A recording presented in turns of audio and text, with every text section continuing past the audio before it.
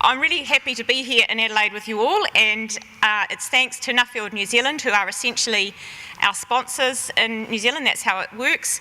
But I want to make a special mention also of DairyNZ, who not only support Nuffield New Zealand, they're also my employer. So they had a big part to play in my travels and experience over the last 12 to 18 months. It's also a special mention to my family, and it's great that my husband Ross is able to be with me here this week. Just a little bit of background about myself as to why my topic of farmers coping with change was relevant. I live in a place which has a beautiful lake which has been tortured by water quality issues over many years. There are a few dairy farmers in the catchment, and I've been involved with them on this journey of argument, contention, what are we going to do about the water quality, who's responsible, what rules should be put in place, and basically a lot of change that they have faced and continue to face at the moment. So choosing the topic of how producers cope with change was kind of pretty easy. I guess my question to you guys is, if you think back to change, the most recent significant change that you've had, what's your response been? Have you been a bit swamped, a bit overwhelmed? And I guess we heard from the guy about resilience this morning, and that's on a personal level, it can affect us, but also on our farm businesses. And different scholars over the last 2 days, this is the privilege of speaking near the end of it, is you get to refer to a few of the other people along the way.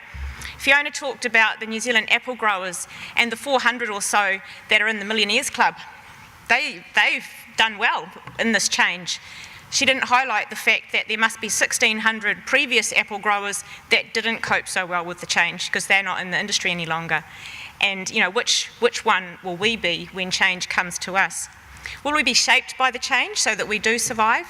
And I guess my challenge is can we not only be shaped by change, but can we in some way shape the change source and influence the way that that change rolls out?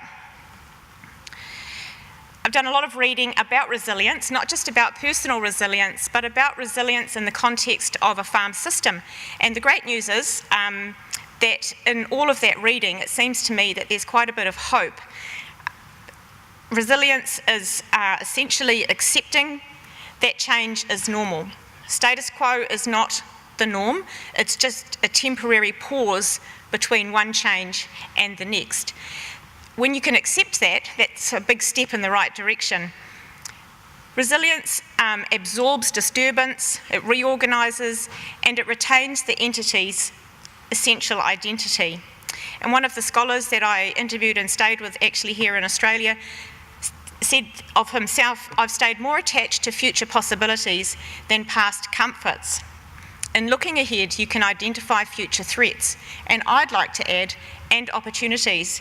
And Derek, in your presentation, you talked about responsiveness, and I guess that's that opportunity thing, being able to look ahead and sees the good parts and the changes that you identify as positive. Along the way with the resilience literature, I wanted to just quickly describe a farm as a complex adaptive system, which sounds like a big mouthful, but you know it if you think about it. You've got yourself as the farmer or the farming family, and over time the nature of the family changes, experiences change, you learn things, you adapt more and grow more skills in different areas. You've got the farm itself, its physical features and liquidity, things like that. And then you've got where it's placed, which is not just the physical environment, it's also things like the markets that are accessible, the support that's available from the industry. And within all of this, something can happen called co-evolution, where the farmer might be changed to some extent by one of these forces, but also has an influence, for example, on the policies that exist around the farm. So again, this concept of being shaped by and shaping change.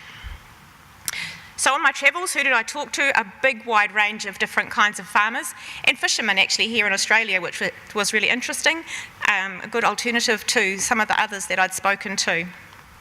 They had faced a range of different constraints, and what I did was I interviewed them. I had it it was pretty conversational. I had some key questions that I included along the way, and at the end of it all, I went through with 1,000 highlighter pens and coded the themes that I intuitively felt had showed up from the interviews, and counted it and said, okay, so did these things show or not? And it was interesting, of the different constraints, you can't do everything, so I focused on environmental regulation because that's the thing that's of most interest to me personally. And 100% of people who'd faced that described actions that they had taken in recognition of their need for a social licence.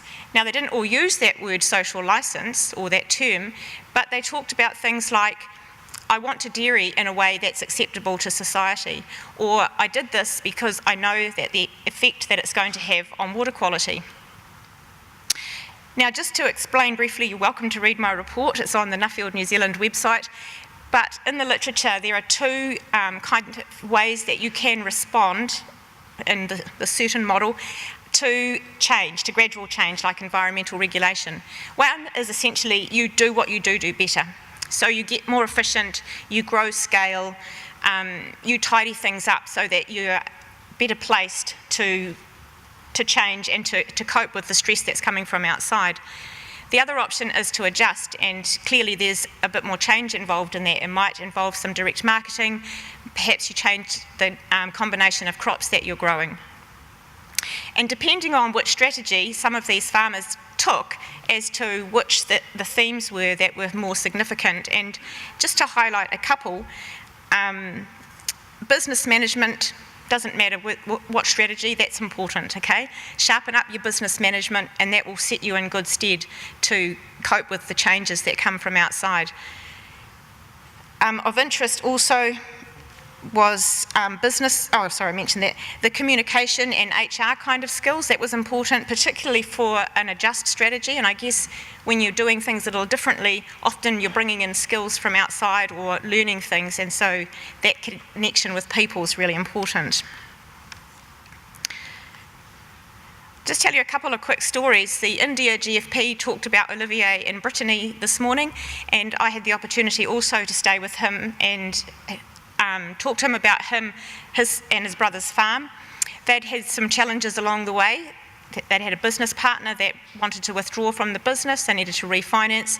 Sat down, looked at all their goals, and kind of set a path that they thought would achieve, by a low-cost system, achieve a suitable income for both of the brothers.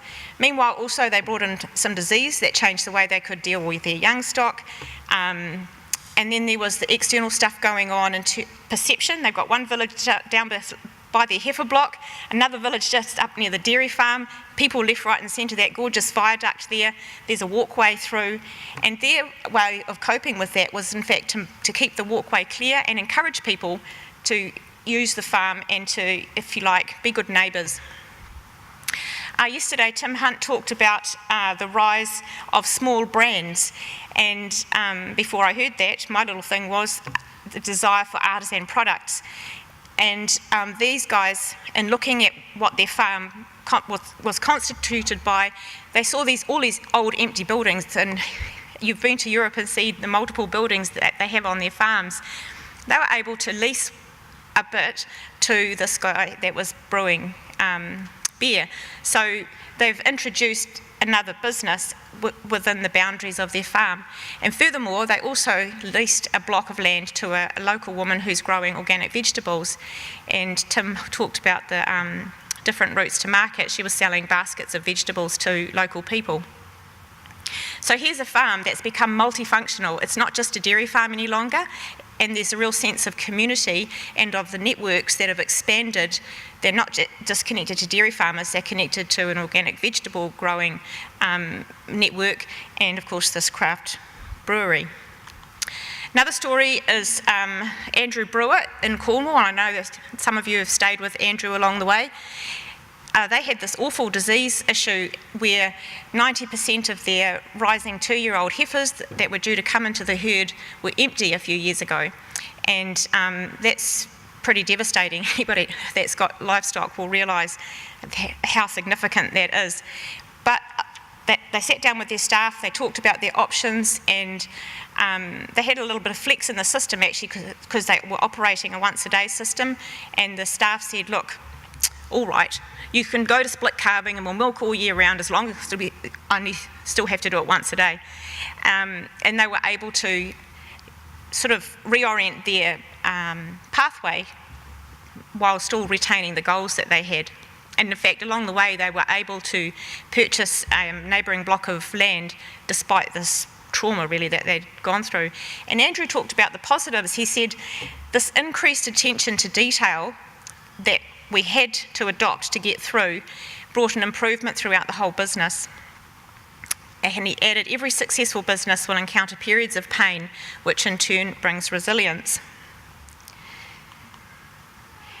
Going back to my table, the social licence thing, I don't know if you guys have got the same kind of stuff appearing in your media, but there's been a really big outcry, really, I suppose you call it, against dairying for quite a number of years in New Zealand and the effect on water quality. And I guess the thing is, in the face of a negative set of media like that, what do you do? It's not a good feeling when you read that and see that in the media. And the temptation is perhaps to put up a wall and just go, these guys don't understand. And I can't think who it was, but somebody yesterday talked about, you can't actually just say the consumers are dumb, and you can't actually just dismiss what society thinks or imagines about us either. It may not even be 100% correct, but we have to in some way respond to that. And interesting, in New Zealand, I guess some of the things that we're doing, furiously working on research that will help to reduce the nutrients coming out of dairying. A lot of work being going into advocacy, working with government and local bodies. Farmers have established their own catchment groups actually, which have been really cool, to work together with actually other farmers as well, not just dairy farmers, to improve water quality in their area. And some have got involved also in collaborative community groups where they're kind of discussing together what are the values that we have for this water, what do we want to achieve. And I was talking to one of the farmers on a very large, it's been a long time negotiating and discussing about the Waikato River and what rules might need to come into play there. And this farmer said to me, well, actually along the way, I realised that the questions that I've asked have changed how other people have seen things, but I've also been changed. And so again, this concept of changing and being changed. We had a really nasty media thing recently, and I don't know if any of you saw this, was SAFE, the animal rights group, did a big expose of the dairy bobby calf cruelty, they described it as. And then following that, immediately, this appeared in the UK newspapers. So completely, a huge problem for New Zealand's dairy industry, really. And so what have we done is industry groups have gotten together with government organisations, reviewed policies, and actually the really cool thing was that farmers got on social media and said, what you saw on TV, that's unacceptable, we don't do that. You saw an exception and we're going to work to clean this up. But I guess again, the question is, when these things come out, what are we going to do? Are we going to behave as victims of perceptions, victims of regulations? And Bernadette, you talked about victims to victors. I'm going to say victims to partners. Can we be partners in the co-evolution of our industry in listening and responding and influencing? Some examples that I've seen in Holland, they've got the Dutch Sustainable Dairy Chain, and that's across the value chain where they're working to improve several different sustainability indices, and it's monitored annually, audited, all above board, and their key aim is to improve our standing with consumers and society. Here in Australia, I had the opportunity to speak to the CEO of SETFIA, which is the South East Trawl Fishing Industry Association, and that's why they say SETFIA instead. And again, another really cool example of co-evolution, I think, because the industry organisation is working with its members to help the members understand how significant the social licence is for them, and then also working with the supermarket, Coles, and WWF to aim to provide sustainable fish to Australian consumers. Some of the fishermen were a little nervous about this. They were kind of like, I don't know about our fishing industry organisation getting involved with WWF. That's an environmental NGO. But I guess, my question is can we not do that? These guys were facing up to it. Righto, so coming down from the industry level to you as an individual farmer, are we going to just carry on doing what we've always done by default? Or will we stop and have a wee think and do what is described in the literature as design farming? So I've got a wee process here, starting with goals up at the top. That's really important. I talked about that with Olivier. A good evaluation of the context, and not just the context now. I talked to one farmer, and another farmer in Brittany actually, and he said that they'd kind of assessed where environmental regulations might go and designed a farming system that they felt would be robust and survive any of those changes. Have a look at the resources that you've got. Andrew Baldock in his presentation talked about assessing the resources that you have. Make sure you're not underutilising something. And it may not be just underutilising, it might be that you can use a resource in a slightly different way. What are the options? How's it going to affect both your social licence and those of your fellow agriculturalists? And what's the pathway? I guess the challenge along the way is not to do this in isolation. Don't just sit down at the kitchen table and come up with this nice little analysis and redesign of the farming system. We kind of have to do it with our ears open and in dialogue with a wider range of stakeholders, I think, than what we've imagined before. So that was a nice little process diagram. Some people like that. But if we like to describe it a little more colloquially and think back to my table of the themes of how different farmers have coped with the changes that have come along the way. This morning we heard about resilience. Do we just take a concrete pill and get hard and, we'll just survive? No. How about this? Get hardy. It's kind of a friendlier word than resilience, and I have to say that over in New Zealand, dairy farmers in particular have been a bit sick of hearing that word in the face of a low payout for a couple of years. So let's think about hardy instead, just for today anyway. And if we think back to those themes of social licence and experimentation, resource inventory, we could describe it like this: get listening, get business smart, get efficient, get together, get trying some stuff, get a fresh look at what you've got and at who you are. And in that way, I think that there's the possibility of you not just being shaped by change, but also shaping those agents of change and really working to improve Australian agriculture's standing with both the consumer and society. Thanks again to those people and organisations that have made it possible for me to be here today.